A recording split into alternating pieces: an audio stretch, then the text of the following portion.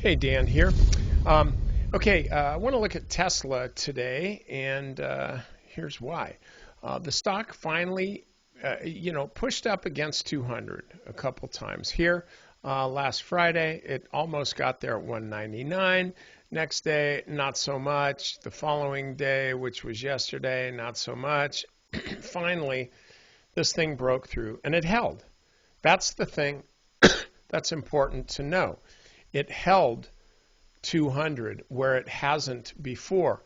Meanwhile, if you just look at the intraday lows, they've generally been pretty much higher. Only on this day, where the stock actually closed down a bit, the next day you got an intraday low only because the stock gapped down. It was like a little continuation gap and then immediately started running higher. So the point is, we can get these really, really narrow ranges like we have here, but it's important to say, okay, well, who's the more aggressive, the buyers or the sellers?